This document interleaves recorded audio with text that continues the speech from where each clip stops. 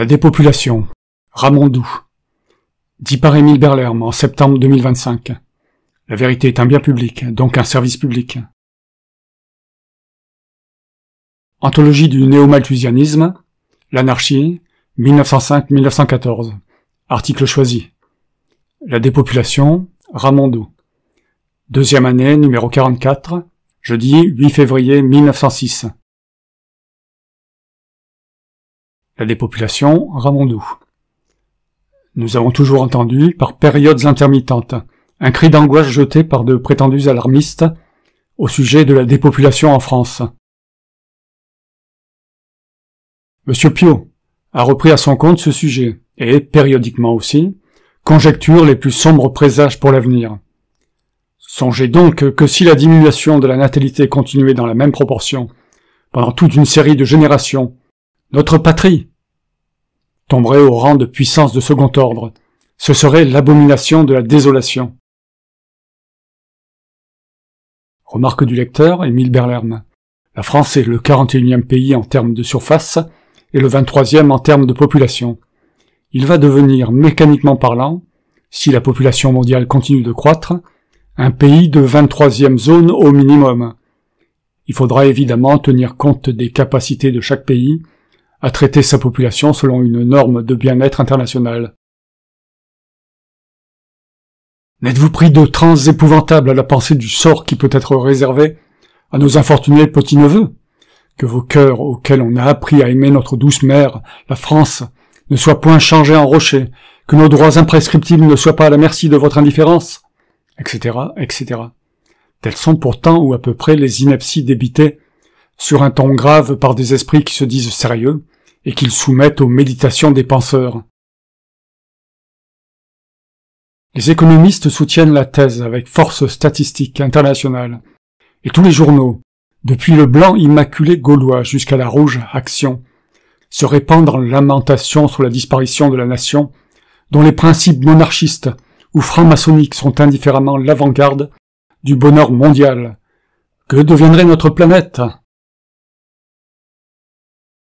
Notez bien que tous ces gens qui ont des sanglots dans la voix, lorsqu'il s'agit d'une diminution à peu près insensible dans le nombre des naissances, restent dans l'indifférence la plus complète, dès qu'on leur met sous les yeux les misères inénarrables des vaincus de la société. Non seulement ils ne prennent aucun intérêt à l'exposé de ces situations atroces, mais ils entrent en fureur dès qu'on les met en demeure de donner des explications qui pourraient aider à mettre un terme à ces iniquités. Que nous importe à nous que les privilégiés ne fassent ou ne laissent faire à leurs femmes, dites légitimes, qu'un nombre limité d'enfants afin de ne pas morceler la fortune de leurs aïeux, ou celles qu'ils établissent sur leur vol journalier, et de voir par ce fait se perpétuer plus longtemps les symboliques traditions auxquelles se rattache leur orgueil posthume. D'ailleurs, la progéniture qu'ils économisent, au profit de leur caste, ils la prodiguent sans compter aux malheureuses filles du prolétariat, qui ne sont pour eux que de la chair à plaisir. Il y a donc sous ce rapport plus que compensation, et les chiffres des statistiques sont faux. Mais quels sont ceux qui ont intérêt, ou qui voient dans un développement prolifique une utilité si grande pour le pays? Quels sont les misérables qui osent dire que le grand nombre d'enfants est la bénédiction des familles? Dans l'organisation capitaliste, c'est l'extension du paupérisme auquel les gouvernements et les exploiteurs attachent la plus grande importance. N'engendrent-ils pas la lâcheté, partant les esclaves? Les prêtres voudraient voir multiplier à l'infini les baptêmes, les communions, les mariages, les enterrements, parce que les prosélytes augmentent leurs recettes.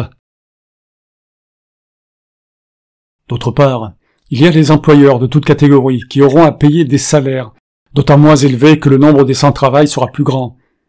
La gêne des travailleurs constitue, en effet, sous tous les régimes, l'un des principaux éléments de la prospérité des spoliateurs, qui vivent d'autant mieux que leurs ouvriers sont plus affamés et plus asservis.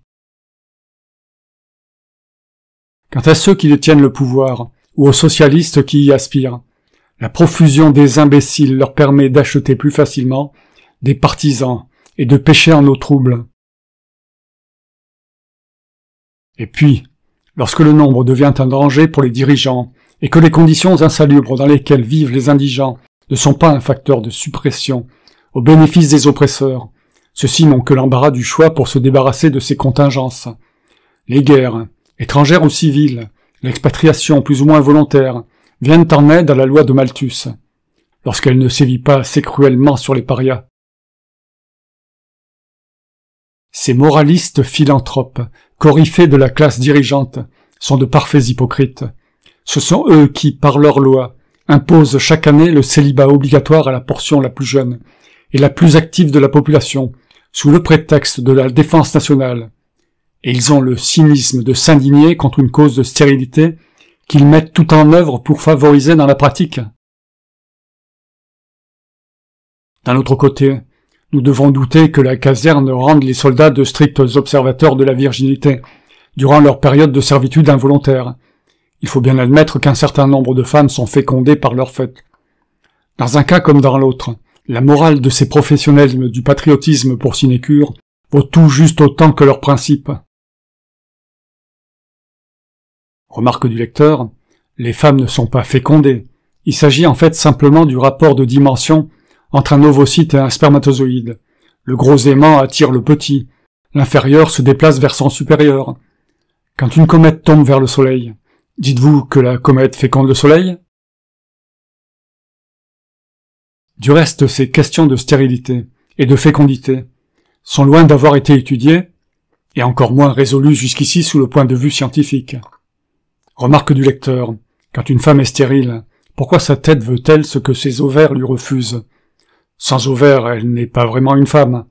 Pourquoi se sent-elle femelle, entre la puberté et la ménopause? Et veut-elle ce que les autres peuvent faire, quand au-delà de ce temps, aucune n'est tout à fait femelle? Le hasard à peu près seul, et des considérations absolument antisociales, président à l'union des sexes. Si la misère paraît être une cause de prolification, le bien-être et la liberté des relations semblent tendre à restreindre la fécondité de la femme. Les statistiques en général, et surtout celles de sources administratives, ne prouvent pas grand-chose, parce qu'elles sont établies la plupart du temps pour masquer la réalité, et que l'art de maquiller les chiffres est inhérent à tous les gouvernements. On peut s'en assurer par ces moyennes dérisoires que l'on déduit de la comparaison des salaires, et d'où l'on infère que le prix moyen de la journée du travailleur parisien s'élève à peu près à 4 francs, alors qu'on fait entrer en ligne de compte des journées de 40 à 50 centimes à côté de salaires de 20 francs. Il en est de même pour le bureau de statistiques médicales, qu'on s'efforce de rendre aussi inutile que peu intéressant, si ce n'est pour le titulaire qui émarge au budget. Que peut nous faire qu'on vienne nous apprendre que tant de personnes sont mortes de telle ou telle maladie dans une quinzaine? Ce qu'on devrait nous dire, et ce que nous aurions besoin de connaître, c'est combien de personnes sont mortes après avoir été soignées de telle ou telle façon, et combien ont survécu au traitement imposé. Hippocrate, surnommé le père de la médecine, ne tenait pas de bureau de statistiques, et ne disposait pas des nombreux services de l'assistance publique. Il a, cependant, de son initiative privée, consigné des milliers d'observations, dont la plupart sont encore à notre époque d'une grande utilité, à l'encontre des administrations entretenues à grands frais par le public, et dont le résultat négatif ne sert qu'à faire vivre un troupeau de parasites. C'est pour cela que, aussi longtemps que la liberté sera un mythe, les solutions autoritaires ne devront être acceptées que sous le bénéfice d'inventaire.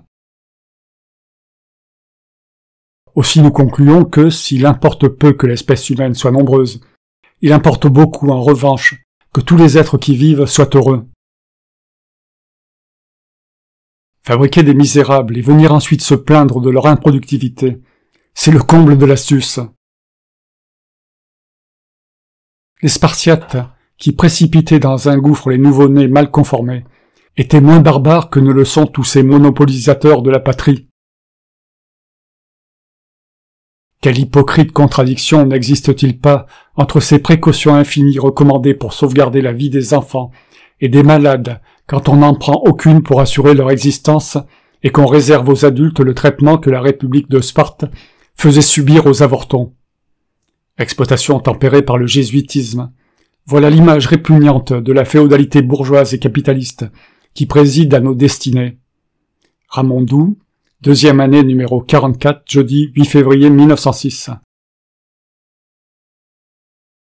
Remarque générale du lecteur. La population mondiale croîtra jusqu'à un maximum et ensuite se stabilisera. La population se répartira de gré ou de force sur les territoires les plus sûrs, et l'humanité fonctionnera ainsi comme une bonne petite machine homéostatique. Voir le régulateur à boules de James Watt, 1788. Les notions de peuple et de nation se seront volatilisées dans les limbes. Les populations séléniennes et martiennes croîtront lentement, mais sûrement, pour produire des êtres débiles physiquement. Les religions évolueront en d'autres formes fantasmagoriques, peut-être issues de l'IA.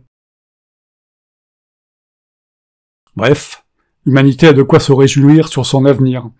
Pour parvenir à ce résultat fascinant, elle aura desséché quelques centaines de milliards d'êtres qui auront vécu pour rien dans la souffrance pour la plupart, par une jeunesse d'esclavage inconscient, puis par une vieillesse et une mort fort divertissantes. N'est-ce pas, vous les anciens? Fin, dit par Émile Verlaine. L'obligation d'exister implique l'innocence d'exister en permanence, ce qui est vrai pour les boutons comme pour les loups. Les liens vers mes articles dans Google Drive, en français, anglais, espagnol et chinois, sont dans la présentation. Pour que la notion d'innocence d'exister se répande, abonnez-vous, commentez et likez, et encore merci.